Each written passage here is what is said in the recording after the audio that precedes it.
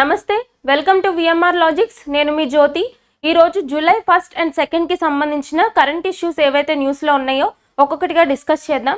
అంతకంటే ముందు ఆస్పిరెంట్స్ అందరికీ ఒక ఇంపార్టెంట్ అనౌన్స్మెంట్ ఏంటి అంటే, మన విఎంఆర్ లాజిక్స్లో ఎవ్రీ మండే ఆఫ్లైన్ బ్యాచ్ అనేది స్టార్ట్ అవుతుంది. అండ్ విఎంఆర్ సార్కి సంబంధించిన అర్థమెటిక్ కంటెంట్ అనేది అప్డేట్ చేయడం జరుగుతుంది. Nothing but each and every కాన్సెప్ట్లోనూ కొత్త మోడల్స్ని ఇన్కార్పొరేట్ చేసి సింపుల్ లాజిక్స్ అండ్ టెక్నిక్స్తో అప్డేటెడ్ వర్షన్ అనేది లాంచ్ చేయడం జరిగింది.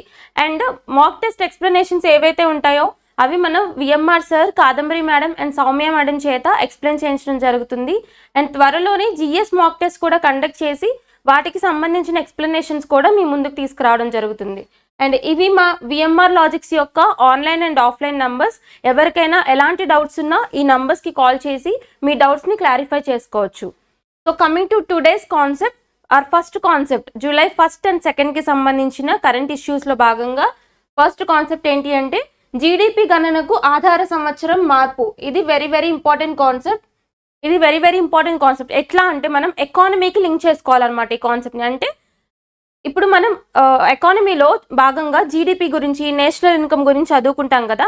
అంటే ఇనీషియల్గా మనం చదువుకునేది ఇంట్రడక్షన్, తర్వాత అందరూ చదివే చాప్టర్ ఏంటి, నేషనల్ ఇన్కమ్.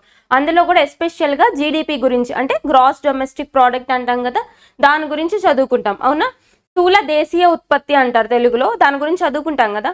అందులో అసలు ఏంటి అంటే ఈ జీడిపి అంటే the final value of goods and services that is produced with in the boundaries of the country with in the financial year. అంటే ఒక దేశ సరిహద్దుల్లో ప్రొడ్యూస్ అయిన వస్తు సేవల అంతిమ విలువ.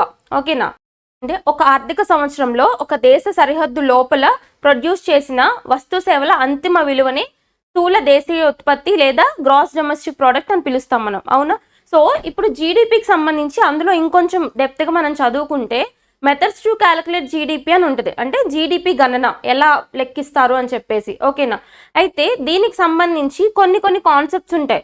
హోల్సేల్ ప్రైస్ ఇండెక్స్ అని చెప్పి, కన్జ్యూమర్ ప్రైస్ ఇండెక్స్ అని చెప్పేసి ఇట్లా మెథడ్స్ ఉంటాయి కదా.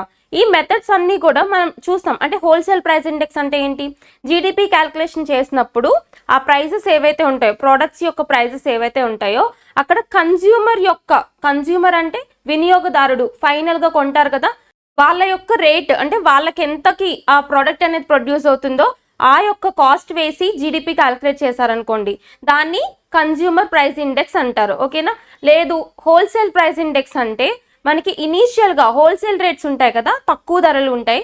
సో ఆ హోల్సేల్ ప్రైసెస్ వేసి క్యాలిక్యులేట్ చేస్తే దాన్ని హోల్సేల్ ప్రైస్ ఇండెక్స్ క్యాలిక్యులేషన్ అంటారు.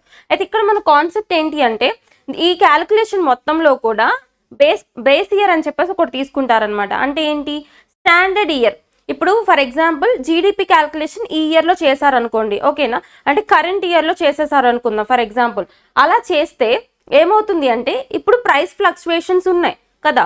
అంటే మనం ఇన్ఫ్లేషన్ ఫేస్ చేస్తున్నాం కాబట్టి ప్రతి ఒక్కరు ఎంతో కొంత ఇన్ఫ్లేషన్ ఉంటుంది కాబట్టి కొన్ని ప్రోడక్ట్స్కి అయినా అక్కడ ఏమవుతుందంటే ప్రైస్ ఫ్లక్చువేషన్స్ ఉంటాయి.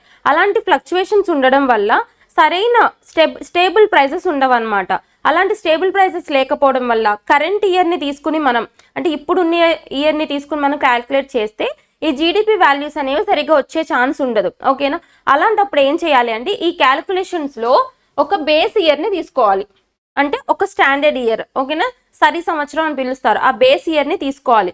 ఇలా తీసుకోవడం వల్ల ఏమవుతుంది అంటే, సో ఏ ఇయర్ని అయితే బేస్ ఇయర్గా వీళ్ళు డిజగ్నేట్ చేశారో ఆ ఇయర్లో ప్రైస్ అనేది స్టేబుల్గా ఉంటుంది అనమాట. అంటే రేట్లన్నీ కూడా నార్మల్గా ఉంటాయి, స్టేబుల్గా ఉంటాయి, ఎక్కువ ఉండవు తక్కువ ఉండవు. ఓకేనా, అలాంటి ఈ ఇయర్ని కంపేర్ చేసుకొని జీడిపి గ్రోత్, జీడిపి అనేది పెరిగిందా తగ్గిందా, లేదు అంటే ఇన్ఫ్లేషన్ పెరిగిందా తగ్గిందా అనేది చూస్తాం మనం ఎకానమీలో కదా. అయితే ఇప్పటి వరకు ఆ బేస్ ఇయర్, ఆ స్టేబుల్ ఇయర్ ఏది అంటే జీడిపి గణనలో 2011-12. ఓకే, మన ఎకానమీలో చూస్తాం కదా base year for the calculation of GDP ఏది అంటే 2011-12 అని చదువుతాం. కానీ ఇప్పుడు రాబోతున్న మార్పు ఏంటి అంటే ఇక్కడ ఒక కమిటీ వేశారు. ఆ కమిటీ ఇది ఏం స్టడీ చేయడానికి అంటే బేస్ ఇయర్ అనేది చేంజ్ చేయొచ్చా లేదా, ఆ చేంజ్ చేయాల్సి వస్తే ఏ ఇయర్కి చేంజ్ చేయాలి అని స్టడీ చేయడానికి ఒక కమిటీ వేశారనమాట. ఆ కమిటీ పేరు గుర్తుపెట్టుకోండి, విశ్వనాథ్ గోల్డర్. విశ్వనాథ్ గోల్డర్ నేతృత్వంలో ఒక కమిటీ వేయడం జరిగింది. ఏ మినిస్ట్రీ అని కూడా అడుగుతారు. జీడిపి క్యాల్కులేషన్ అనేది ఏ మినిస్ట్రీ కిందకు వస్తుంది? ఓకే, అందరూ ఏమనుకుంటాం మనం, జీడిపి కాబట్టి it's related to national income కాబట్టి మినిస్ట్రీ ఆఫ్ ఫినాన్స్ అనుకుంటాం, అంటే ఆర్థిక మంత్రిత్వ శాఖ అనుకుంటాం. కానీ కాదు, చాలా ఇంపార్టెంట్, గుర్తుపెట్టుకోండి. Ministry of Programme Implementation, Ministry of statistics and programme Implementation అని ఒక మంత్రిత్వ శాఖ ఉంది కదా, దానికి సంబంధించిన కమిటీ అన్నమాట ఇది. జీడిపి క్యాల్కులేషన్ అనేది ఆ మినిస్ట్రీ కిందకే వస్తుంది. సో ఒకసారి స్క్రిప్ట్ చదువుదాం. ప్రస్తుత ఆర్థిక ధోరణులకు కీలక ఆర్థిక సూచనలు అనుసంధానం చేసే లక్ష్యంతో గణాంకాలు పథకాల అమలు మంత్రిత్వ శాఖ, అర్థమైందా? గణాంకాలు మరియు పథకాల అమలు మంత్రిత్వ శాఖ, ఇంగ్లీష్లో Ministry of statistics and programme Implementation. ఆ మినిస్ట్రీ కింద విశ్వనాథ్ గోల్డర్ నేతృత్వంలో 26 మంది సభ్యులతో కమిటీని ఏర్పాటు చేసింది. అయితే జీడిపి సహా జాతీయ గణాంకాల లెక్కింపులో ఆధార సంవత్సరాన్ని 2011-12 నుంచి 2020-21కి మార్పు చేయాలనే ఆలోచనలో ప్రభుత్వం ఉంది. ఇందుకు తగ్గట్లుగా టోకు ధరల సూచి అంటే WPI, wholesale price index, wholesale rates అంటారు కదా, ఆ రేట్స్ దగ్గర క్యాల్కులేట్ చేసేది టోకు ధరల సూచి అన్నమాట. తక్కువ రేట్స్ ఉంటాయి అక్కడ. అండ్ సెకండ్ వచ్చేసి ఉత్పత్తిదారు ధరల సూచి అంటే production price index. And next one వచ్చి వినియోగదారు ధరల సూచి, CPI, వినియోగదారుల ధరల సూచి అంటే కన్స్యూమర్ ప్రైస్ ఇండెక్స్. ఫైనల్ గా వినియోగదారుడికి వెళ్ళినప్పుడు తీసుకునే ప్రైస్ ఉంటుంది కదా, ఎక్కువ ఉంటుంది అది హోల్సేల్ తో పోలిస్తే. బయటకు మనకు వచ్చినప్పుడు మనకి వచ్చే ప్రోడక్ట్ ప్రైస్ అనేది ఎక్కువ ఉంటుంది, ఎందుకంటే మధ్యలో రీటైలర్ కాస్ట్ వేసుకుంటారు, నంబర్ ఆఫ్ ట్యాక్సెస్ వేసుకుంటారు, అవన్నీ యాడ్ చేసుకుని ప్రాఫిట్ కూడా యాడ్ చేసుకుంటారు. కాబట్టి ఈ యొక్క కన్స్యూమర్ ప్రైస్ ఇండెక్స్ అనేది ఎక్కువ ఉంటుంది అనమాట. ఓకేనా? ఇట్లాంటి నంబర్ ఆఫ్ మెథడ్స్ తో మనం జీడిపి క్యాల్కులేట్ చేస్తాం కదా.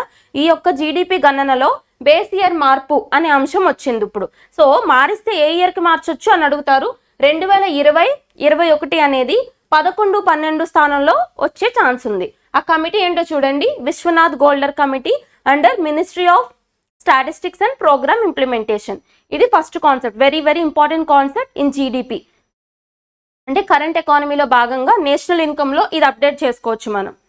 అండ్ అంటే ఇక్కడ మీరు ఒక బేసిక్ పాయింట్ చూడండి, ఇక్కడ హోల్సేల్ ప్రైస్ ఇండెక్స్ అని చెప్పి అంటే వినియోగదారు ధరల సూచి అని, టోకు ధరల సూచి అని మనం చెప్పుకున్నాం కదా.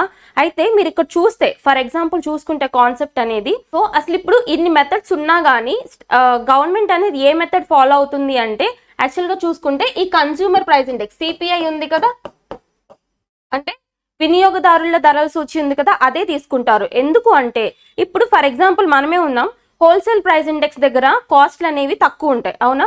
ఇఫ్ ఇన్ కేస్ జీడిపి క్యాల్కులేషన్లో హోల్సేల్ ప్రైస్ ఇండెక్స్ వేసుకుని చేశారనుకోండి, సరైన ధర వాళ్ళకి అర్థమవుతుందా? గవర్నమెంట్ వాళ్ళకి అర్థం కాదు, అవునా? అప్పుడు ఏమవుతుంది, ధరలు తక్కువే ఉన్నాయి అనుకుంటారు.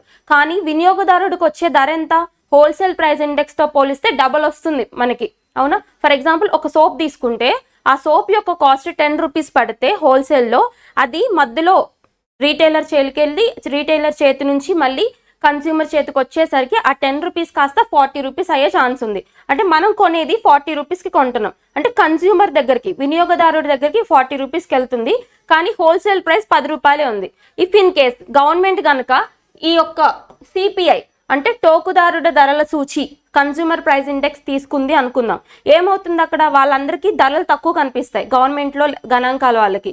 అలా ఓకే అందరూ బాగానే ఉన్నారు, ధరలు తక్కువే ఉన్నాయి అనుకుంటారు, కానీ ప్రజలు పడే ఇబ్బంది వాళ్ళకి అర్థం కాదు. ఎందుకు అంటే హోల్సేల్ ప్రైస్ ఇండెక్స్ అనేది తక్కువ ఉంటుంది, కన్స్యూమర్ ప్రైస్ ఇండెక్స్ అనేది ఎక్కువ ఉంటుంది. సో పీపుల్ ఫేస్ చేసే అసలైన ప్రాబ్లం అంటే ధరల పెరుగుదల వల్ల వచ్చిన అసలైన ప్రాబ్లం గవర్నమెంట్కి తెలియాలి అంటే ఖచ్చితంగా వాళ్ళు క్యాల్కులేట్ చేయాల్సిన మెథడ్ ఏంటి అంటే కన్స్యూమర్ ప్రైస్ ఇండెక్స్. గుర్తుపెట్టుకోండి, వినియోగదారుల ధరల సూచి మాత్రమే వేయాలి, అప్పుడే మనం ఎంత కొంటున్నామో వాళ్ళకి తెలుస్తుంది. అర్థమైందా? సో ఇది కాన్సెప్ట్ కొంచెం ఎకానమీలోకి వెళ్ళి స్టాటిక్ కాన్సెప్ట్ కూడా లింక్ చేసుకుని చదువుకోవాలి. ఓకే, ఇక్కడ మాత్రం ఫోకస్ చేయాల్సింది కమిటీ ఏంటి, బేస్ ఇయర్ మారితే ఏ ఇయర్ మారుతుంది అనేది చూడండి సరిపోతుంది. నెక్స్ట్ కాన్సెప్ట్, GST జూన్ వసూళ్లు రూపాయలు 1.74 లక్షల కోట్లు. ఎవ్రీ మంత్ స్టార్టింగ్ లో మనం చూసే కాన్సెప్ట్ ఏంటి అంటే GST collections of the previous month అన్నమాట. సో ఇప్పుడు మనం జూలై మంత్ స్టార్టింగ్ లో ఉన్నాం కాబట్టి జూన్ మంత్ యొక్క GST కలెక్షన్స్ ఎంతగా నమోదయ్యాయి అంటే 1.74 lakh crores గా నమోదైంది. సో దీన్ని మనం అసలు GST అంటే ఏంటి, గూడ్స్ అండ్ సర్వీస్ ట్యాక్స్ అని చదువుకుంటాం కదా. సో అంటే లాస్ట్ మంత్తో మనం పోల్చుకుని చూసుకుంటే లాస్ట్ మంత్లో కలెక్షన్స్ ఎంత అంటే మే మంత్కి సంబంధించిన కలెక్షన్స్ 1.73 lakh crores అని మనం చదువుకున్నాం. సో ఈ మంత్ ఎంత 1.74 lakh crores, జస్ట్ కొంచెం పెరిగింది అంతే. సో అసలు ఇప్పుడు వరకు జిఎస్టీ ఎప్పుడు ఇంప్లిమెంటేషన్ చేశారు? జిఎస్టీ అనేది జూలై 1, 2017 కదా ఇప్పుడు ఇంప్లిమెంట్ చేశారు. అప్పటి నుంచి ఇప్పటి వరకు హైయెస్ట్ జిఎస్టీ కలెక్షన్స్ రికార్డ్ ఏ మంత్ పేరిట నమోదైంది అని అడుగుతారు. ఏ మంత్ అంటే ఏప్రిల్ 2024. ఏప్రిల్ 2024 ఎంత అంటే 2.10 lakh crores, ఎక్కువే కదా. So highest GST collections till now record ఏ మంత్ పేరు మీద ఉందంటే ఏప్రిల్ 2024 పేరు మీద ఉంది. 2.10 lakh crores అనమాట. ఈ మంత్ కలెక్షన్స్ ఎంత అంటే 1.74 lakh crores. ఇవన్నీ గుర్తుపెట్టుకోవాలంటే హైయెస్ట్ మాత్రం గుర్తుపెట్టుకుంటే సరిపోతుంది. అండ్ ఈ రికార్డ్ ఎప్పుడన్నా బ్రేక్ అయితే అది మాత్రం మనం అప్డేట్ చేసుకోవాలి. నెక్స్ట్ వన్, వాట్సాప్లో ఏఐ స్నేహితుడు అంటే నథింగ్ బట్ మనకి వాట్సాప్లో కొత్త అప్డేట్ వచ్చింది. ఇప్పటికే మనం చూసుకుంటే చాలా మందికి అప్డేట్ వచ్చేసే ఉంటుంది ఆండ్రాయిడ్ మొబైల్స్కి. ఏంటి అంటే అది ఆర్టిఫిషియల్ ఇంటెలిజెన్స్కి సంబంధించిన ఒక అప్డేట్ అనమాట. ఏంటి? Meta AI. ఓకే, ఒకసారి అదేంటో చూద్దాం. చాట్ బోర్డ్ను అందుబాటులోకి తెచ్చిన మెటా సంస్థ. కావాల్సిన సమాచారం అంతా అందులోనే. ఇక నుంచి ఏదైనా తెలుసుకోవాలనిపిస్తే సెర్చ్ ఇంజిన్ను ఆశ్రయించాల్సిన పని లేదు. వాట్సాప్లో చాట్ చేస్తూనే వివిధ రంగాలకు సంబంధించిన సమాచారాన్ని చిటికలో తెలుసుకోవచ్చు. అదే మెటా ఏఐ. అర్థమైందా? అంటే మనకి వాట్సాప్లో ఉన్నప్పుడు మనకి ఏదైనా సెర్చ్ చేయాలి అనిపించింది అనుకోండి, మళ్ళీ బ్యాక్కి సెర్చ్ ఇంజిన్లోకి వెళ్ళి గూగుల్ ఆర్ బ్రౌజర్ ఇట్లాంటి వాటిలోకి వెళ్ళి మళ్ళీ బ్రౌజ్ చేసుకోవాల్సి వస్తుంది. అలా కాకుండా ఇప్పుడు వాట్సాప్లోనే మెటా ఏఐ అని చెప్పేసి ఒక అప్డేట్ వచ్చిందనమాట. దీనివల్ల ఏంటంటే వాట్సాప్లో ఉండే అక్కడే మనకు కావాల్సిన ఇన్ఫర్మేషన్ మనం తెలుసుకోవచ్చు. అది ఒక సెర్చ్ ఇంజిన్లో యూజ్ అవుతుంది. సో అదే మెటా ఏఐ యొక్క అప్డేట్. సో కాన్సెప్ట్ చూద్దాం. సో ఈ ఫీచర్ ఇప్పుడిప్పుడే యూజర్లకు అందుబాటులోకి వస్తుంది. గత 4-5 రోజుల్లో చాలా మందికి అప్డేట్ వచ్చింది. ఆండ్రాయిడ్లో కుడివైపు కింద భాగంలో, ఐఫోన్లో అయితే డిస్ప్లే పై భాగంలో కెమెరా ఐకాన్ పక్కన నీలంగా రింగ్ ఆకారంలో ఒక ఐచ్ఛికం కనిపిస్తుంది. చెక్ చేసుకోండి. బ్లూ కలర్ రింగ్ ఫామ్లో ఉంటుంది అనమాట. ఆండ్రాయిడ్ ఫోన్స్కి అయితే రైట్ సైడ్ డౌన్లో ఉంటుంది అండ్ ఐఫోన్స్కి అయితే అప్ సైడ్లో ఉంటుంది. ఒకసారి చూడండి. సో దాన్ని నొక్కి అనుమతిస్తే మన చాటింగ్కు స్పందిస్తుంది. మనకి ఏం కావాలో చెబితే శోధించి తాజా సమాచారాన్ని మీ ముందు ఉంచుతుంది. సో తెలుగులోనూ అర్థం చేసుకుంటుంది. వాట్సాప్ ఏఐ ద్వారా సమాచారం తెలుసుకోవడం చాలా సులభం. స్నేహితులతో ఎలాంటి చాటింగ్ చేస్తామో ఇది అలాగే. ఏదైనా ఒక ప్రశ్న అడిగితే దానికి సంబంధించిన సమాచారం ఇస్తుంది. ఓకే, మెటా ఏఐ తీసుకొచ్చిన ఒక అప్డేట్ అనమాట. జస్ట్ ఒకసారి చెక్ చేయండి, సరిపోతుంది. And next concept, India becomes the first country to prepare full list of fauna. Fauna అంటే ఏంటి? వైల్డ్ లైఫ్ అని చదువుతాం, అవునా? Fauna is nothing but wild life. ఈ వైల్డ్ లైఫ్కి సంబంధించి మొత్తం లిస్ట్ అంటే ఎన్ని రకాల స్పీషీస్ ఉన్నాయి అని చెప్పి ఒక గణన, ఒక లెక్కింపు కంప్లీట్ చేసిన కంట్రీగా మొదటి కంట్రీ ఏ కంట్రీ న్యూస్లో నిలిచింది అంటే ఇండియా. సో ఇండియా కాబట్టి very very important. Okay, so India అనేది first country to complete the entire wildlife fauna census అనమాట. ఒకసారి చూద్దాం అది. India recently launched the fauna of India checklist portal which is a major step toward protecting wildlife. This complete collection list 1,04,561 species. ఏంటంటే 1,04,561 రకాల జాతుల్ని, making India the first country in the world to record all of it's wild life. The launch took place in Kolkata on the 109th foundation day of the Geological Survey of India. Union Environment Minister Bhupendra Yadav lead the event.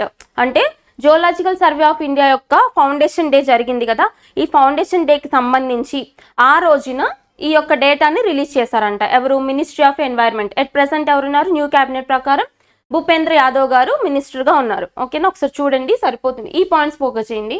ఎన్ని species అంటే ఒక్కొక్కసారి డైరెక్ట్గా అడిగే chance ఉంటుంది, లేదా స్టేట్మెంట్స్లో అడిగే chance ఉంటుంది. 1,04,561 wild life species or fauna identified in India. Next one, national chartered accountant day, CA day 2024. ఈ డేస్ అండ్ థీమ్స్ అనేవి ఇంపార్టెంట్ అనమాట. సో జూలై 1న, ఓకే, జూలై 1న మనకి నేషనల్ చార్టర్డ్ అకౌంటెంట్స్ డే. ఈ చార్టర్డ్ అకౌంటెంట్స్ ఉంటారు కదా, CA డే అంటారు. అది ఏ రోజు సెలబ్రేట్ చేసుకుంటాము అంటే ఇండియాలో జూలై 1న సెలబ్రేట్ చేసుకుంటాం. అయితే ఎందుకు జూలై 1న సెలబ్రేట్ చేసుకుంటామంటే ప్రతిదానికి ఒక రీజన్ ఉంటుంది కదా. సో దీనికి ఉన్న రీజన్ ఏంటి అంటే కంట్రీలో ప్రతి ఒక్క ఫీల్డ్కి కూడా ఒక రెగ్యులేటరీ ఆర్గనైజేషన్ ఉంటుంది కదా, హెడ్ ఆఫ్ ద డిపార్ట్మెంట్ అని చెప్పి. అట్లా చార్టర్డ్ అకౌంటెంట్స్కి సంబంధించి ఇండియాలో రెగ్యులేట్ చేసే ఇన్స్టిట్యూట్ ఏంటి అంటే institute of chartered accountants in India. Okay, ICAI అని పిలుస్తారు. ఈ ICAI సంస్థ ఏదైతే ఉందో ఇది ఎస్టాబ్లిష్ అయిన డేట్ అనమాట, July 1 అనేది. ఓకేనా, అది ఎప్పుడు ఎస్టాబ్లిష్ అయిందో చూద్దాం. ఆ ఎస్టాబ్లిష్డ్ డేట్కి మెమోయర్గా July 1ని నేషనల్ చార్టర్డ్ అకౌంటెంట్స్ డేగా సెలబ్రేట్ చేసుకుంటున్నాం. So, the CA Day is observed on July 1st every year. In 2024, it will fall on a Monday, marking the 76th anniversary of the founding of Institute of Chartered Accountants of India. The Institute of Chartered Accountants of India was founded on July 1st, 1949. ఎప్పుడు 1949 as the country's premier accounting body. ఓకేనా, 1949లో July 1న establish అయింది కాబట్టి ఆ రోజున CA డేగా celebrate చేస్తున్నాం. ఇప్పుడు foundation day ఎన్నోది, 76th.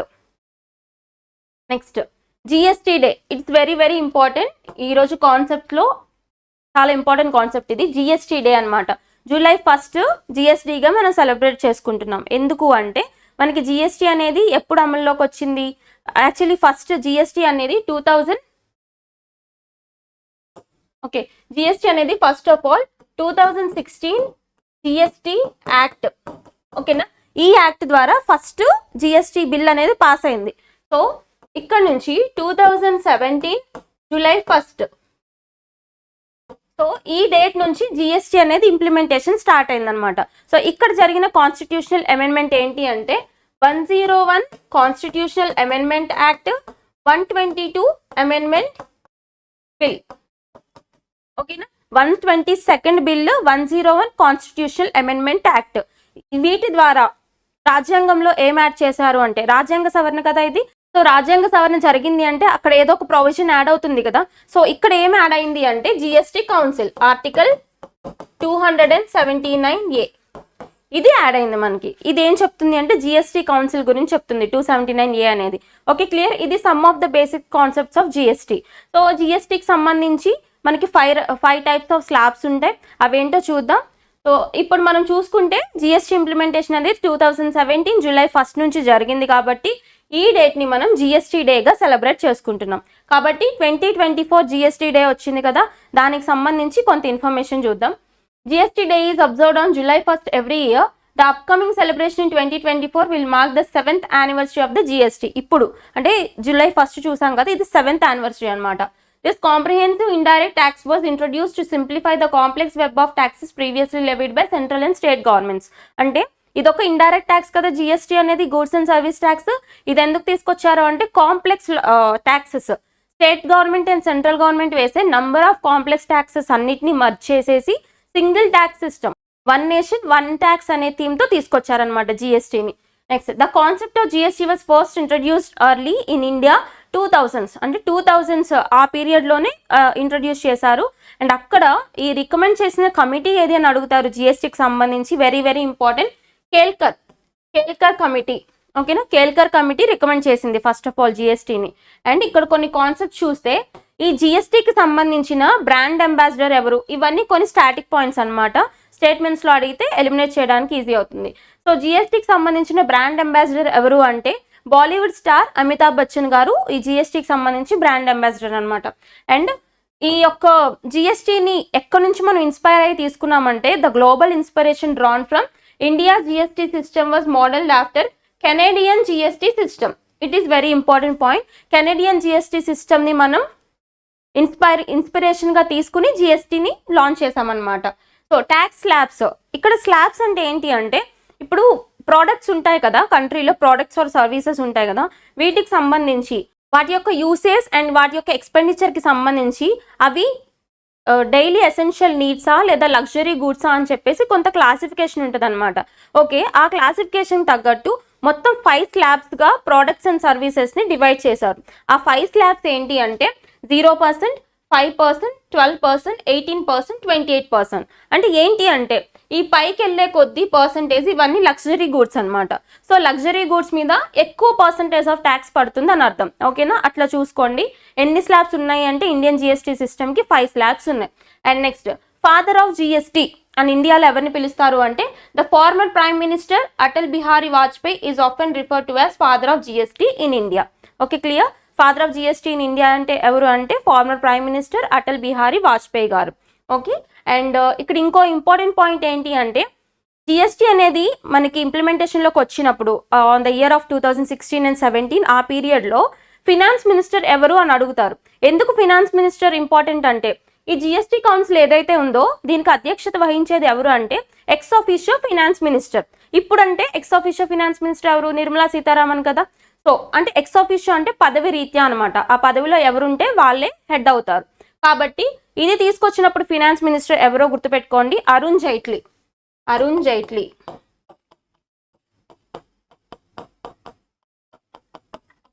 Okay, clear. ఇది జిఎస్టీకి సంబంధించిన కంప్లీట్ ఇన్ఫర్మేషన్. జిఎస్టీ డే ఎప్పుడు? July 1st. Next concept, CDAC partners with MOS chip and Socionext for design and development of high performance computing processor AUM based on ARM architecture. ఇక్కడ ఒక memorandum of understanding అనమాట. ఎవరెవరికి మధ్య గుర్తుపెట్టుకొని సరిపోతుంది. CDAC అంటే centre for development of advance computing, అంటే advance computing రంగానికి సంబంధించిన ఒక ఇన్స్టిట్యూట్ ఏంటి? CDAC, centre for development of advance కంప్యూటింగ్కి. తర్వాత MOS చిప్ టెక్నాలజీస్ సంస్థకి ఒక పార్ట్నర్షిప్ మెమరాండమ్ అనమాట. దేనికి సంబంధించి అంటే for the design and development of high performance computing processors, HPCs అంటారు. ఈ కంప్యూటర్ ప్రాసెసర్స్ ఉంటాయి కదా, వీటిలో హై పర్ఫార్మెన్స్ ఇచ్చేవి HPCs అంటారు. వీటికి సంబంధించి వీటిని డిజైన్ డెవలప్ చేయడానికి, అంటే వీటికి సంబంధించిన R&D, okay, research and development కోసం ఎవరెవరికి ఒప్పందం కుదిరిందంట? CDACకి, తర్వాత MOS చిప్ టెక్నాలజీస్కి, అండ్ ఇంకొక సంస్థ కూడా ఉంది, అదేంటి అంటే సోషియోనెక్స్ట్. ఓకేనా, ఈ మూడింటికి కుదిరిన ఒక ఒప్పందం. దేనికోసం అంటే హై పర్ఫార్మెన్స్ ప్రాసెసర్స్ని డిజైన్ అండ్ డెవలప్ చేసుకోవడానికి. జస్ట్ ఎవరెవరికి మధ్య ఒప్పందం దేని గురించి చూస్తే సరిపోతుంది. డైరెక్ట్ క్వశ్చన్ చదువుతారు. అండ్ ఇక్కడ ఏమైంది అంటే ఒక ఐలాండ్ అనేది నాసా ఐడెంటిఫై చేయడం జరిగింది. అంటే నాసా అమెరికన్ స్పేస్ ఏజెన్సీ ఉంది కదా, ఈ అమెరికన్ స్పేస్ ఏజెన్సీ ఏదైతే ఉందో ఒక ఐలాండ్ ఇమేజ్ని షేర్ చేయడం జరిగింది. ఆ ఐలాండ్ ఏంటి, ఎక్కడుందో చూద్దాం లొకేషన్. ఇది ప్లేసెస్ ఇన్ న్యూస్ కిందకి జాగ్రఫీ పాయింట్ ఆఫ్ వ్యూలో ఇంపార్టెంట్ అనమాట. ప్రపంచంలో మనుషులు నివసించే ప్రాంతాల్లో అత్యంత దూరంగా ఉన్న దీవి ఏంటంటే అది ట్రిస్టాన్ డా కున్హా. ఆ పేరేంటి? ట్రిస్టాన్ డా కున్హా. అటు దక్షిణ అమెరికా ఖండానికి ఇటు ఆఫ్రికా ఖండానికి దాదాపు మధ్యలో ఉండే దీవి. మనం చూసుకుంటే మ్యాప్ పాయింటింగ్లో ఇటు సౌత్ అమెరికాకి ఇక్కడ ఆఫ్రికాకి మధ్యలో ఏముంటుంది? Atlantic ocean, S shape of ocean ఉంటుంది కదా. సో ఈ ఓషన్లో కరెక్ట్గా ఈ రెండు ఖండాలకి మధ్యలో ఉండే ఒక దీవి అనమాట. ఆ దీవి పేరేంటి? ట్రిస్టాన్ డా కున్హా. సో అమెరికా అంతరిక్ష పరిశోధన సంస్థ నాసాకు చెందిన ల్యాండ్సాట్ ఉపగ్రహం ఇటీవల ఈ దీవిని ఫోటో తీసింది. ఏ ఉపగ్రహం అంటే ఏ శాటిలైట్ ఈ యొక్క దీవిని ఫోటో తీసింది అంటే నాసాకి సంబంధించిన ల్యాండ్సాట్. సో దీన్ని ఇన్స్టాగ్రామ్ అకౌంట్లో షేర్ చేశారు. 2007 207 చదరపు కిలోమీటర్ల వైశాల్యం ఉన్న ఈ దీవిలో చాలా భాగం పెద్ద పర్వతమే. దాని శిఖరం అంతా మంచుతో కప్పబడి ఉంటుంది. మిగతా దీవి అంతా పచ్చదనంతో నిండి ఉంటుంది. ఇక్కడ జనాభా 300 మంది లోపే ఉంటారు. దీనికి దగ్గరగా కొన్ని దీవులున్నా అవేవి మనుషులు నివసిస్తున్న ప్రాంతాలు కావు. అండ్ దీనికి దగ్గర ప్రాంతం దక్షిణాఫ్రికాలోని కేప్ టౌన్. ఓకేనా, దీనికి దగ్గర ప్రాంతం అంటే ఈ దీవికి దగ్గర ప్రాంతం సౌత్ ఆఫ్రికాలోని కేప్ టౌన్ అంట. మనం చెప్పుకున్నాం కదా సౌత్ అమెరికాకి ఆఫ్రికా కాంటినెంట్కి కరెక్ట్గా మధ్యలో ఉంటుంది అని. సో మధ్యలో ఏముంటుందంటే అట్లాంటిక్ ఓషన్. సో అట్లాంటిక్ ఓషన్లో ఉండే ఒక దీవి, ఒక ఐలాండ్ అనమాట. ఆ పేరు చూడండి, ట్రిస్టాన్ డా కున్హా. దీని ఇమేజ్ తీసింది ఎవరు అంటే నాసాకి సంబంధించిన Landsat satellite. Next concept, Indian army contingent departs for India Thailand joint military exercise Maitri. ఇది డిఫెన్స్కి సంబంధించిన ఇష్యూ. మనం ఎవ్రీడే ఏదో ఒక డిఫెన్స్ ఇష్యూ చూస్తున్నాం. అంటే డిఫెన్స్కి సంబంధించిన ఎక్సర్సైజ్ కానీ, ఎక్విజిషన్ కానీ, లేదు అంటే లాంచ్ కానీ ఏదో ఒకటి చూస్తున్నాం కదా. అండ్ ఈ రోజు కూడా డిఫెన్స్కి సంబంధించిన ఒక విన్యాసం, రక్షణ రంగ విన్యాసం అనమాట ఇది. సో ఎవరెవరు ఏ కంట్రీస్కి మధ్య జరిగింది, దాని పేరేంటి చూసుకోవాలి, మేజర్ పాయింట్. సో ఇక్కడ ఎక్సర్సైజ్ మైత్రి ఎవరెవరికి మధ్య జరిగిందంట? India and Thailand. ఓకే, ఇండియాకి థాయిలాండ్కి మధ్య జరిగిన జాయింట్ మిలిటరీ ఎక్సర్సైజ్, సంయుక్త సైనిక విన్యాసం పేరేంటి అని అడుగుతారు. ఎక్సర్సైజ్ మైత్రి. చూద్దాం. The Indian Army contingent departed yesterday for the 13th edition of India-Thailand Joint Military Exercise Maitri. The exercise is scheduled to be conducted from 1st to 15th July 2024 at Fort Vachiraprakan in Thai province of Thailand. అంటే host ఎక్కడ జరుగుతుందో చూడండి. For example A exercise అయినా కానీ ఒక 1 year ఇండియాలో జరిగితే, అంటే ఫర్ ఎగ్జాంపుల్ 2 nations మధ్య జరుగుతుంది అనుకున్నాం. ఒక 1 year ఒక నేషన్లో జరిగితే నెక్స్ట్ ఇయర్ ఆల్టర్నేటివ్గా వేరే కంట్రీలో జరుగుతుందన్నమాట. అట్లా ఇది ఇండియాకి థాయిలాండ్కి మధ్య జరుగుతున్న ఎక్సర్సైజ్ కదా, కాబట్టి లాస్ట్ ఇయర్ ఇండియాలో జరిగింది. ఎక్కడ, లాస్ట్ ఎడిషన్ 2019లో ఇండియాలో జరిగింది. ఎక్కడ ఎస్పెషల్గా చూసుకుంటే మేఘాలయలో ఉన్న ఉమ్రోయిలో జరిగింది. కాబట్టి ఇప్పుడు ఆల్టర్నేటివ్గా థాయిలాండ్లో జరగాలి కదా, థాయిలాండ్లో ఎక్కడ జరుగుతుందంట, థాక్ ప్రావిన్స్లో జరుగుతుంది. సో హోస్ట్ చూసుకోండి, ఈ ఎడిషన్ ఏదైతే ఉందో 2024లో థాయిలాండ్లో జరుగుతుంది. The Indian Army contingent comprising 76 personnel is being represented mainly by a battalion of the Ladakh Scouts. Indian army నుంచి ఏ బెటాలియన్ పార్టిసిపేట్ చేసిందని అడిగితే లడక్ స్కౌట్స్ వాళ్ళు, అంటే లడక్కి సంబంధించిన కంటింజెంట్ పార్టిసిపేట్ చేసిందని చెప్తే సరిపోతుంది అనమాట. పేరు గుర్తుపెట్టుకోండి, Maitri exercise between India and Thailand. Next, enough opportunity to promote natural farming in Assam, the centre will provide full help, Shri Shivraj Singh Chouhan. అంటే అస్సాంలో న్యాచురల్ ఫార్మింగ్ని ప్రమోట్ చేయడానికి సెంట్రల్ గవర్నమెంట్, యూనియన్ గవర్నమెంట్ అనేది ఎయిడ్ ఇస్తుందంట. అదేంటి అంటే ఎనఫ్ హెల్ప్ ఇస్తున్నారు అని చెప్పేసి ఒక ఆర్టికల్ వచ్చింది. ఈ న్యాచురల్ ఫార్మింగ్ అనేది ఎక్కడ ప్రమోట్ చేయడానికి యూనియన్ గవర్నమెంట్ గ్రాంట్స్ ప్రొవైడ్ చేస్తుంది అని అడిగితే అస్సాం స్టేట్ అని గుర్తుపెట్టుకోండి. The central government will continue to provide all possible assistance to Assam in the interest of farmers and agriculture sector, union agriculture and farmers welfare minister. Assam Agriculture Minister Shri Atul Bora calls on Union Agriculture and Farmers Welfare and Rural Development Minister Shri Shivraj Singh Chauhan at New Delhi. New cabinet ప్రకారం, కొత్తగా form అయిన cabinet ప్రకారం ఇక్కడ ministry of agriculture and rural డెవలప్మెంట్కి సంబంధించి minister ఎవరంట, శివరాజ్ సింగ్ చౌహాన్ గారు minister. ఈయన ఎక్స్ చీఫ్ మినిస్టర్ కదా మధ్యప్రదేశ్కి, సో గుర్తుపెట్టుకోండి ఆయన పేరు. సో ఇది కాన్సెప్ట్ అనమాట. న్యాచురల్ ఫార్మింగ్ని ప్రమోట్ చేయడానికి ఏ స్టేట్కి యూనియన్ గవర్నమెంట్ ఎయిడ్ ఇస్తుంది అంటే అస్సాం స్టేట్కి. Next one, ministry of coal. ఇక్కడ మనం మినిస్ట్రీ పేర్లతో నంబర్ ఆఫ్ ఆర్టికల్స్ డిస్కస్ చేస్తున్నాం కదా, ఇవన్నీ directly from press information bureau website నుంచి తీస్తున్నాం. ఓకే, అది వెరీ వెరీ ఇంపార్టెంట్ అనమాట కాంపిటేటివ్ ఆస్పిరెంట్స్కి. సో అవన్నీ ఫోకస్ చేయండి, మినిస్ట్రీ పేరు ఉన్నవన్నీ డబుల్ ఫోకస్ చేయాల్సిన పాయింట్స్ అనమాట. సో మినిస్ట్రీ ఆఫ్ కోల్కి సంబంధించిన ఇంకో అప్డేట్ ఏంటి అంటే, the coal stocks at domestic coal based thermal power plants TPPs as on 29th June 2024 standards 44.46 million tons, which is sufficient to meet requirements of 18.5 days. అంటే ఈ point important మనకి. ఏంటి అంటే at present అంటే 29th June మనం cross చేసాం కదా, ఈ 29th June కల్లా కోల్ స్టాక్స్ ఎంత ఉన్నాయి మన డొమెస్టిక్ థర్మల్ పవర్ ప్లాంట్స్లో అంటే ఎంత ఉన్నాయంట, 44.46 million tons ఉన్నాయి. అయితే మీరు ఇక్కడ గుర్తుపెట్టుకోవాల్సిన విషయం ఏంటి అంటే, ఈ యొక్క స్టాక్స్ ఏవైతే ఉన్నాయో అవి ఎన్ని రోజులకి సరిపడా ఉన్నాయంటే 18.5 days రిక్వైర్మెంట్కి సరిపడా ఉన్నాయి. అయితే ఇది మనం లాస్ట్ ఇయర్తో కంపేర్ చేసుకుంటే, లాస్ట్ ఇయర్లో ఇదే పీరియడ్తో పోలిస్తే ఇప్పుడు మనకి 33%, అర్థమైందా, 33% హయ్యర్ స్టాక్స్ అవైలబుల్గా ఉన్నాయి అని మినిస్ట్రీ ఆఫ్ కోల్ వాళ్ళు ఒక డేటా అనేది రిలీజ్ చేశారు. జస్ట్ ఇప్పుడు ప్రెసెంట్ ఎంత ఉందనేది చూడండి. ఈ ఎనర్జీ సెక్టార్కి సంబంధించి ఎన్వైర్న్మెంట్లో ఇంపార్టెంట్ అనమాట. ఇది 44.46 million tons ఉంది యాజ్ ఆఫ్ జూన్. ఇంకా ఫ్యూచర్లో అప్డేట్ చేసుకుందాము. And next one, ways and means O పరిమితుల పెంపు. ఇదేంటి అంటే ఇది మనకి ఎకానమీ పరంగా ఇంపార్టెంట్ కాన్సెప్ట్. ఈ వేస్ అండ్ మీన్స్ అంటే ఏంటి అంటే, ప్రభుత్వం ఎప్పుడైనా కానీ డెఫిసిట్లో ఉన్నప్పుడు ఆర్బీఐ నుంచి మనం తీసుకునే గ్రాంట్స్ అనమాట, వేస్ అండ్ మీన్స్ అనేసి చెప్తాం మనం. సో ఈ వేస్ అండ్ మీన్స్కి సంబంధించి ఒక లిమిట్ ఉంటుంది. యూనియన్ గవర్నమెంట్కైనా స్టేట్ గవర్నమెంట్స్కైనా ఇంత లిమిట్ ఉంటుంది, అంటే ఇంతలోపే తీసుకోవాలి అని చెప్పి. అయితే దానికి సంబంధించి కొంత పెంచారంట, ఆ లిమిట్ని కొంత పెంచారు. యూనియన్లో అయితే ఎంత పెంచారు, తర్వాత ఆంధ్రప్రదేశ్ స్టేట్లో ఒక ఆర్టికల్ వచ్చింది. ఈ ఆర్టికల్ ఆంధ్రప్రదేశ్కి సంబంధించింది కాబట్టి ఆంధ్రప్రదేశ్లో అయితే ఎంత పెంచారు అనేసి ఒకటి చూద్దాం కాన్సెప్ట్. అన్ని రాష్ట్రాలకు యూటీలకు ప్రస్తుత ఆర్థిక సంవత్సరంలో 47,010 కోట్ల పరిమితి ఉంది. ఓకేనా, ఎంత ఉందంట, 47,010 కోట్ల పరిమితి మొత్తం అన్ని స్టేట్స్కి కేంద్రపాలిత ప్రాంతాలకి కలిపి వేస్ అండ్ మీన్స్ యొక్క లిమిట్. అయితే దాన్ని ఎంతకు పెంచారంట, 60,118 కోట్లకు పెంచారు. 47,000 నుంచి 60,000కు పెంచారు. ఏంటి, అన్ని స్టేట్స్కి యూటీస్కి కలిపి. ఇక్కడ ఆంధ్రప్రదేశ్కి వచ్చేసేపాటికి 2,252 కోట్ల నుంచి 2,921 కోట్లకు పెంచారనమాట. ఇవి మేజర్ ఇంపార్టెంట్ స్టేట్మెంట్స్. ఈ స్టేట్మెంట్స్ గుర్తుపెట్టుకోండి సరిపోతుంది. అసలు వేస్ అండ్ మీన్స్ కాన్సెప్ట్ ఏంటో చూద్దాం.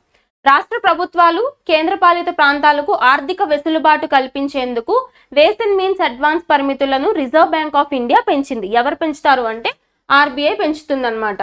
ఓకే, అసలు ఈ కాన్సెప్ట్ ఏంటి అంటే రాష్ట్ర ప్రభుత్వాల అత్యవసర వ్యయాలకు నిధులు లభ్యత లేని పక్షంలో ఆర్థిక వెసులుబాటుకు వేస్ అండ్ మీన్స్ అడ్వాన్స్లను ఓవర్ డ్రాఫ్ట్ల ద్వారా ఆర్బీఐ నుంచి తాత్కాలికంగా పొందేందుకు వెసులుబాటు కల్పిస్తారు. అంటే మనం చెప్పుకున్నాం కదా, ఎప్పుడైనా స్టేట్స్ కానీ యూనియన్ కానీ డెఫిసిట్లో ఉన్నప్పుడు ఆర్బీఐ నుంచి కొంత గ్రాంట్స్ తీసుకోవచ్చు మనం. ఓకే, దానికి సంబంధించి కొంత లిమిట్ అనేది ఉంటుంది.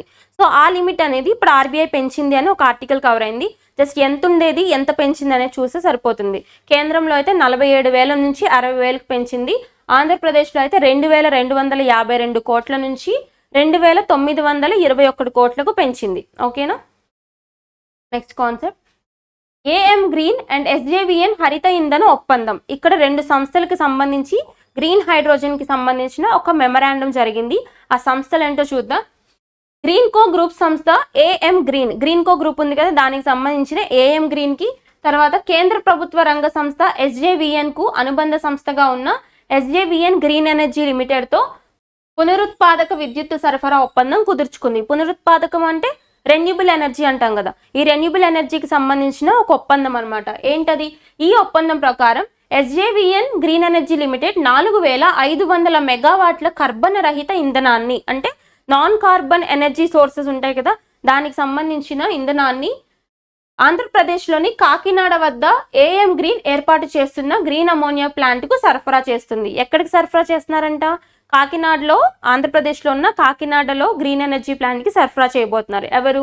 ఎస్జేవిఎన్ సంస్థ వాళ్ళు. ఓకే, ఈ స్టేట్మెంట్ గుర్తుపెట్టుకోండి, సరిపోతుంది. ఎవరెవరికి ఒప్పందం అంటే గ్రీన్ కో గ్రూప్కి, ఎస్జేవిఎన్కి సంబంధించిన గ్రీన్ హైడ్రోజన్కి సంబంధించిన ఒక మెమరాండం అనమాట. ఎన్ని మెగావాట్స్ అంటే 4,500 మెగావాట్స్ ఆఫ్ ఎనర్జీని, అది కూడా గ్రీన్ ఎనర్జీని ఎవరికి సప్లై చేస్తున్నారు? ఆంధ్రప్రదేశ్లో ఉన్న కాకినాడలో ఉన్న గ్రీన్ ఎనర్జీ ప్లాంట్ వాళ్ళకి సప్లై చేయబోతున్నారు. నెక్స్ట్ కాన్సెప్ట్ ఆర్బీఐకి 2 కొత్త ఎగ్జిక్యూటివ్ డైరెక్టర్లు. ఆర్బీఐకి ఎగ్జిక్యూటివ్ డైరెక్టర్స్ ఉంటారు కదా, ఆర్బీఐకి ప్రెసెంట్ గవర్నర్ ఎవరున్నారు? శక్తికాంత్ దాస్ గారు ఉన్నారు. ఓకే, ఇది క్లియర్ కదా. సో ఆర్బీఐకి సంబంధించి 2 ఎగ్జిక్యూటివ్ డైరెక్టర్స్ వచ్చారు న్యూస్లోకి. వాళ్ళు ఎవరో చూద్దాం. అపాయింట్మెంట్స్ ఇన్ న్యూస్ కిందకి important. Reserve bank of India కొత్త ఎగ్జిక్యూటివ్ డైరెక్టర్లుగా అర్నబ్ కుమార్ చౌదరి, చారులత ఎస్కర్ నియమితులయ్యారు. ఇప్పటి వరకు వీరు ఆర్బీఐలో చీఫ్ జనరల్ మేనేజర్లుగా ఉన్నారు. వీరిద్దరూ చెరో 3 విభాగాలను పర్యవేక్షించనున్నారు. ఓకే, జస్ట్ గుర్తుపెట్టుకోండి ఎవరెవరు న్యూస్లోకి వచ్చారో ఎగ్జిక్యూటివ్ డైరెక్టర్స్గా. అండ్ ఆర్బీఐకి సంబంధించి స్టాటిక్ డేటా చూసుకుంటే మనం, ఇది 1934 యాక్ట్ ప్రకారం, ఆర్బీఐ యాక్ట్ ఆఫ్ 1934 ప్రకారం 1935 నుంచి ఇంప్లిమెంటేషన్లోకి వచ్చిన supreme bank of the nation అనమాట. మన కంట్రీలోని సుప్రీం బ్యాంక్ ఆర్బీఐ అనేది. Bankers to the bank and supreme bank అని పిలుస్తాం. ఓకేనా. సో దీని యొక్క కమిటీ ఏంటి అంటే హిల్టన్ యంగ్ కమిషన్. ఓకే, ఈ యొక్క కమిటీ రికమెండేషన్స్ మేరకే ఆర్బీఐ అనేది ఇండియాలో ఫామ్ అవడం జరిగింది. Okay, next concept ministry of science and technology. Okay, ఇది కూడా మనకి మినిస్ట్రీకి సంబంధించిన అప్డేట్ కాబట్టి ఇంపార్టెంట్. సైన్స్ అండ్ టెక్నాలజీకి సంబంధించి ఒక ఇన్నోవేషన్ వచ్చింది, అదేంటో చూద్దాం. A new metal oxide nano composite has been developed that can help photocatalytic degradation of organic pollutants like dyes and pharmaceuticals, and hence can be used as sustainable technologies for cleaning up the environment. అంటే ఇక్కడ ఏంటి అంటే ఒక nano composite metal ఆక్సైడ్ని synthesise చేశారు. దీని యొక్క work ఏంటి అంటే ఈ హానికరమైన డైస్ ఉంటాయి కదా, డైస్ అండ్ ఫార్మాస్యూటికల్స్, వీటికి సంబంధించి ఫోటో కెటలైటిక్ డిగ్రేడేషన్ని, అంటే వాటిని డిగ్రేడ్ చేసే విధంగా కెటాలసిస్ని ప్రమోట్ చేసే ఒక నానో కంపోజిట్ సింథసైజ్ చేశారనమాట. ఎవరు? Ministry of science and technology కింద department of science and technology వాళ్ళు దీన్ని సింథసైజ్ చేశారు, నానో కంపోజిట్ మెటీరియల్ని. సో దాన్ని లీడ్ చేసిన వాళ్ళు ఎవరో చూద్దాం. Doctor Arundhati Devi. Okay, doctor Arundhati Devi and her team at institute of advanced study in science and technology, IASST అంటారు, and autonomous institution of department of science and technology. Department of science and technology అంటే DST అని పిలుస్తాం కదా. ఏ ministry కింద work చేస్తుంది? అది ministry of science and technology కింద work చేస్తుంది. వీళ్ళ గ్రూప్ ఈ యొక్క నానో కంపోజిట్ని డిజైన్ చేశారనమాట. దీని యొక్క ఉపయోగం ఏంటి అంటే ఇది ఏం చేస్తుంది? సస్టైనబుల్ ఎన్వైర్న్మెంట్, అంటే ఎన్వైర్న్మెంట్ని క్లీన్ చేసే ప్రాసెస్కి బాగా యూజ్ అవుతుంది అనమాట ఈ మెటీరియల్ అనేది. నెక్స్ట్ కాన్సెప్ట్ ఇవాల్టి నుంచి అమల్లోకి 3 కొత్త చట్టాలు. బ్రిటిష్ కాలం నాటి చట్టాలకు ఫుల్ స్టాప్. మనం చదువుతూనే ఉన్నాం కదా, ఈ కాన్సెప్ట్ జూలై 1 నుంచి ఇంప్లిమెంటేషన్లోకి వచ్చినాయి అనమాట. ఈ డేట్ గుర్తుపెట్టుకోండి, వెరీ వెరీ ఇంపార్టెంట్. ఆ చట్టాలు ఏంటో ఒకసారి చూద్దాం. ఐపీసీ అంటే ఇండియన్ పీనల్ కోడ్ అంటాం కదా. సో అది యాక్చువల్లీ 1860లో వచ్చింది కదా మనకి. దీని ప్లేస్లో ఏమొచ్చింది, భారతీయ న్యాయ సురక్ష, ఓకే, బిఎన్ఎస్ అని పిలుస్తారు. ఐపీసీ ప్లేస్లో బిఎన్ఎస్ వచ్చింది. అండ్ సెకండ్ వన్ వచ్చేసి సిఆర్పిసి 1973 అంటే criminal procedure code of India అంటారు కదా. సో క్రిమినల్ లాస్ కి సంబంధించిన చట్టం అనమాట, బ్రిటిష్ కాలం నాటి చట్టం. దీని ప్లేస్ లో కొత్త చట్టం ఏంటి అంటే బిఎన్ఎస్ఎస్ అంటే భారతీయ నాగరిక సురక్ష సంహిత, ఓకేనా. అండ్ థర్డ్ వన్ వచ్చేసి ఇండియన్ ఎవిడెన్స్ యాక్ట్ ఆఫ్ 1987, ఓకేనా. ఈ ఇండియన్ ఎవిడెన్స్ యాక్ట్ ఆఫ్ 1987 ప్లేస్లో ఇప్పుడు కొత్తగా వచ్చిన చట్టం ఏంటి అంటే భారతీయ సాక్ష్య అధినియం,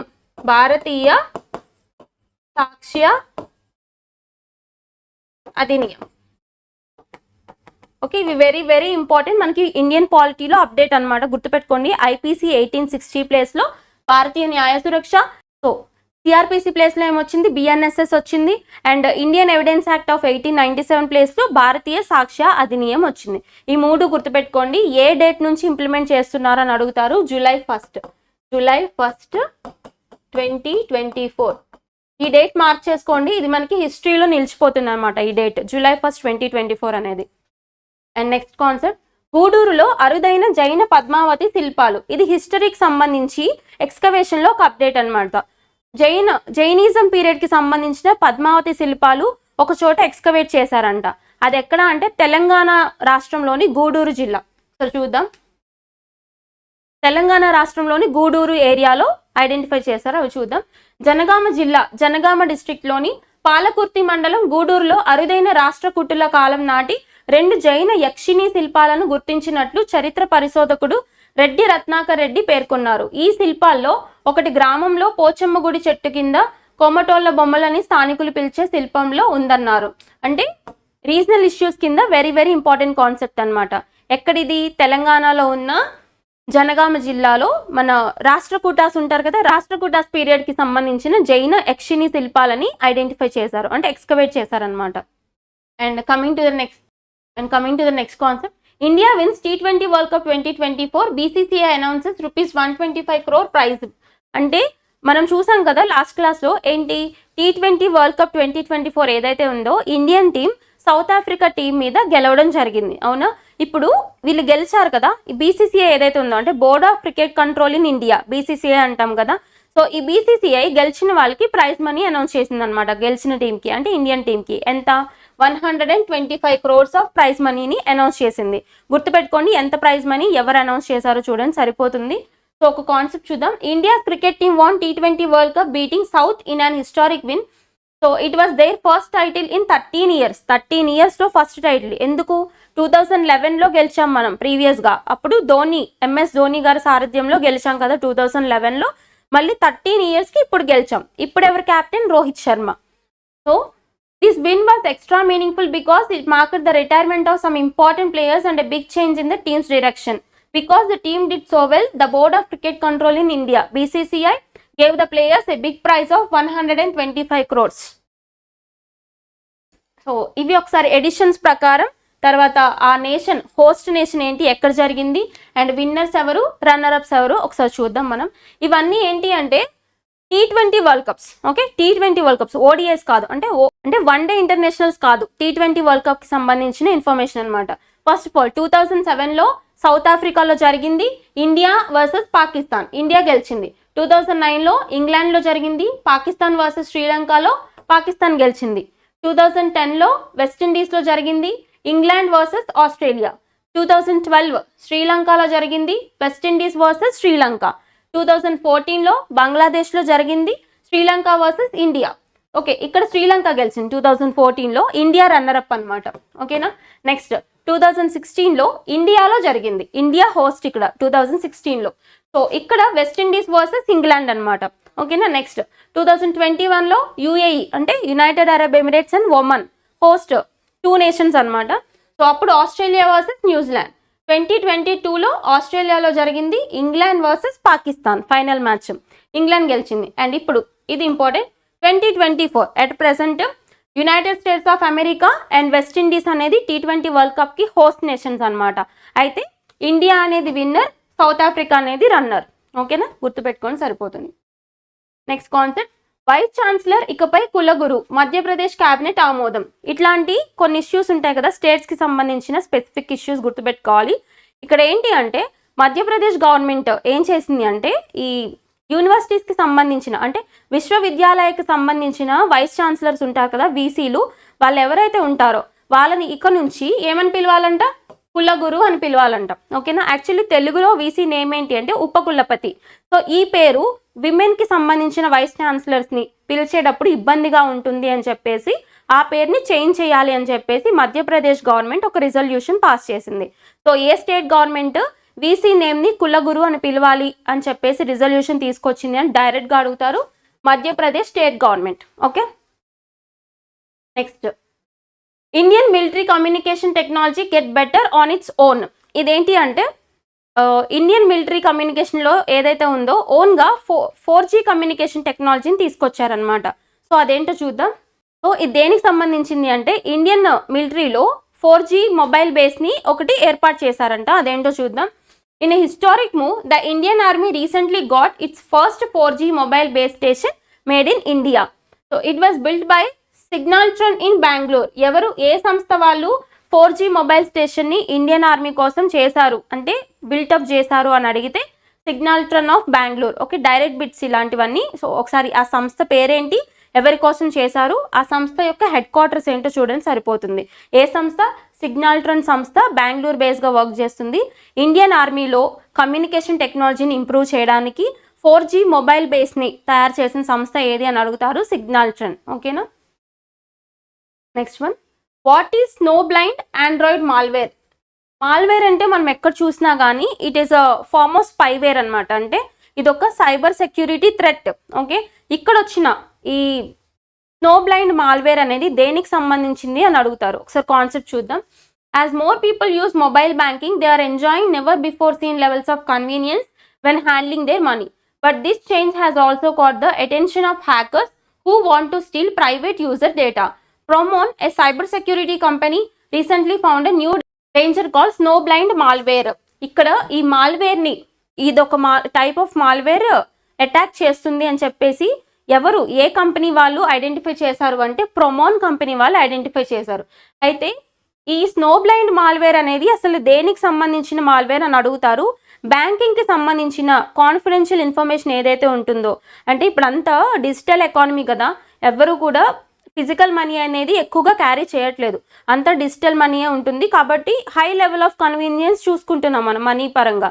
కానీ ఇలాంటి చోట్ల కూడా ఇలాంటి కొన్ని స్పైవేర్స్ని తీసుకొచ్చి సైబర్ సెక్యూరిటీ థ్రెట్స్ ద్వారా banking information, confidential banking information ఏదైతే ఉందో దాన్ని దొంగతనం చేసే విధంగా ఒక మాల్వేర్ వచ్చిందనమాట. దాని పేరేంటి, స్నోబ్లైండ్ మాల్వేర్. డైరెక్ట్గా గుర్తుపెట్టుకోండి, స్నోబ్లైండ్ మాల్వేర్ అనేది దేనికి సంబంధించిన ఒక సైబర్ సెక్యూరిటీ థ్రెట్ అంటే to steal the confidential banking information. ఓకేనా. నెక్స్ట్, మనవళ్ళ సంరక్షణ చూసే అవ్వాతాతలకు సెలవులు. పితృత్వ సెలవుల్లో స్వీడన్ కొత్త ఒరవడి. మనం నార్మల్గా చూసుకుంటే స్వీడన్ అనేది పీపుల్ లివింగ్కి సంబంధించి చాలా కేర్ తీసుకుంటుంది అనమాట. వాళ్ళ యొక్క లివింగ్ అంటే along with the ethical values, ఇలాంటి విషయంలో స్వీడన్ కంట్రీ ముందుంటుంది ఎప్పుడు కూడా. సో ఇప్పుడు వచ్చిన ఒక రిజల్యూషన్ ఏంటో చూద్దాం. పిల్లల పెంపకం దిశగా స్వీడన్ వినూత్న నిర్ణయం తీసుకుంది. మనవళ్ళ సంరక్షణ కోసం అవ్వాతాతలకు వేతనంతో కూడిన సెలవులు ఇవ్వాలనే చట్టం తెచ్చింది. ఏంటి, గ్రాండ్ సన్స్ యొక్క పెంపకం ఉంటుంది కదా, యాక్చువల్గా చూసుకుంటే గ్రాండ్ పేరెంట్స్ గ్రాండ్ సన్స్ని పెంచుతుంటారు. అయితే ఇదొక రెస్పాన్సిబిలిటీ, కానీ దీనికి కూడా వేతనంతో కూడిన సెలవులు ఇచ్చే విధంగా ఒక రిజల్యూషన్ని పాస్ చేసి ఒక చట్టాన్ని తీసుకొచ్చిన దేశం ఏది అని అడుగుతారు. డైరెక్ట్గా స్వీడన్ అనమాట. గుర్తుపెట్టుకోండి, స్వీడన్. ఏంటి, గ్రాండ్ సన్స్ ని పెంచడానికి కూడా గ్రాండ్ పేరెంట్స్ ఎవరైతే ఉంటారో వాళ్ళకి వేతనంతో కూడిన సెలవులు ఇచ్చే దేశం ఏంటి అంటే Sweden. Next one, since Bangladesh prime minister Sheikh Hasina's trip to India in June the two countries military cooperation has come a long way. ఇది దేనికి సంబంధించింది అంటే నేవీ, టూ నేవల్ ఫోర్సెస్కి సంబంధించిన ఒక ఒప్పందం అనమాట. ఏ కంట్రీ నేవల్ ఫోర్సెస్ అంటే ఇండియా అండ్ బంగ్లాదేశ్కి సంబంధించిన ఒక ఒప్పందం. మనం చూసుకుంటే బంగ్లాదేశ్ ప్రధానమంత్రి ఎవరైతే షేక్ హసీనా గారు ఉన్నారో ఆవిడ ఇండియా టూర్లో ఉన్నారు ఇప్పుడు ప్రెసెంట్ కదా. అయితే ఒక 2 days బ్యాక్ చూసుకుంటే వీళ్ళిద్దరికి సంబంధించిన ఒక ఒప్పందం చూసాం మనం. అది ఏంటి అంటే తీస్తా నదీ జలాల ఒప్పందం అని చదివాం కదా, తీస్తా రివర్కి సంబంధించిన ఒక మెమరాండం చూసాం. సో దానికి కంటిన్యూషన్గా చూడండి, ఇక్కడ ఇంకో ఒప్పందం దేనికి సంబంధించింది అంటే నావికాదళ ఒప్పందం, నేవల్ ఫోర్సెస్కి సంబంధించిన ఒక ఒప్పందం అనమాట. అదేంటి అంటే ఒక షిప్ని తయారు చేసి ఇవ్వడం బంగ్లాదేశ్కి. అర్థమైందా? అదేంటో చూద్దాం. The Bangladesh Navy decision to buy 800-ton ocean-going tug that was made in India is a big result of this better defense cooperation. The Indian company Garden Reach Shipbuilding and Engineers GRSE made this ship and India is paying for it with a line of credit. అర్థమైందా? అంటే 800 tons wait ఉన్న ఒక షిప్ని Indian navy బంగ్లాదేశ్కి తయారు చేసి ఇవ్వాలన్నమాట, line of క్రెడిట్లో భాగంగా. అర్థమైందా? So ఇది తయారు చేసే బాధ్యత ఏ కంపెనీకి, ఏ షిప్ బిల్డింగ్ కంపెనీకి ఇచ్చారని అడుగుతారు. Garden reach ship builders GRSE. Okay, GRSE ఎక్కడుంది మనకి? కోల్కతా వెస్ట్ బెంగాల్. క్లియర్? ఇదొక నావికా, సో ఇదొక బయలేటరల్ అగ్రిమెంట్ అనమాట ఇండియాకి బంగ్లాదేశ్కి మధ్యన. నెక్స్ట్, భారత ఆర్మీకి 30వ చీఫ్గా ఉపేంద్ర ద్వివేది బాధ్యతలు. ఇప్పుడు ఇండియన్ ఆర్మీకి కొత్త చీఫ్ వచ్చారు. ఆ చీఫ్ ఎవరు అంటే ఉపేంద్ర ద్వివేది. సో డైరెక్ట్గా చూడండి, భారత army chief general Manoj Pandey ఆదివారం పదవీ విరమణ చేయగా ఆయన స్థానంలో లెఫ్టినెంట్ జనరల్ ఉపేంద్ర ద్వివేది ఈ బాధ్యతలు చేపట్టారు. ఎవరి ప్లేస్లో వచ్చారు? ఇప్పటి వరకు ఎవరున్నారు అంటే మనోజ్ పాండే ఉన్నారు కదా, ఆయన ప్లేస్లో ఉపేంద్ర ద్వివేది వచ్చారు. అండ్ మనం ఒక ప్రీవియస్ క్లాస్లో చూసుకుంటే మనకి కొత్త నేవీ చీఫ్ కూడా వచ్చారు కదా, అడ్మైరల్ దినేష్ కే త్రిపాఠి అని చెప్పేసి. సో ఇండియన్ ఆర్మీకి సంబంధించిన కొత్త చీఫ్ ఎవరు అని అడిగితే మనకి ఉపేంద్ర ద్వివేది, అండ్ ఇండియన్ నేవీకి సంబంధించిన కొత్త చీఫ్ ఎవరు అంటే దినేష్ కుమార్ త్రిపాఠి. ఈ 2 పేర్లు గుర్తుపెట్టుకోండి, కొత్తగా వచ్చిన చీఫ్స్ కాబట్టి very very important. And next concept, Antonio Costa who used to be the prime minister of Portugal has been chosen to be the next president of European Council. European Council అనేది very very important అనమాట. యూరోపియన్ కౌన్సిల్ అంటే ఐరోపా మండలి అని పిలుస్తారు దీన్ని. సో ఈ ఐరోపా మండలికి సంబంధించిన యూరోపియన్ కౌన్సిల్కి సంబంధించి నెక్స్ట్ చీఫ్గా ఎవరిని అపాయింట్ చేయబోతున్నారు అంటే పోర్చుగల్కి సంబంధించిన ప్రైమ్ మినిస్టర్ ఎవరైతే ఉన్నారో Antonio Costa to be the president of the European Council. Persons in news కింద ఇంపార్టెంట్ అనమాట. And next concept, according to the reports, Sujata Saunik is the first woman in Maharashtra history to be named chief secretary. Maharashtra government ఉంది కదా, ప్రతి స్టేట్కి కూడా ఒక chief secretary ఉంటారు, అవునా? CS అని పిలుస్తాం కదా మనం, చీఫ్ సెక్రటరీ అని చెప్పేసి. సో ఈ చీఫ్ సెక్రటరీ మహారాష్ట్ర గవర్నమెంట్కి సంబంధించిన ఫస్ట్ ఉమెన్ చీఫ్ సెక్రటరీ ఎవరు న్యూస్లోకి వచ్చారని అడుగుతారు. ఎవరు? Sujatha Shaunak. Persons in news కింద అప్డేట్ చేసుకోండి, సరిపోతుంది. It's all about current affairs that were news in July 1st and 2nd. ఇంకా ఏమైనా డౌట్స్ ఉంటే కింద కమెంట్ సెక్షన్లో పింగ్ చేయండి. Keep learning. Thank you.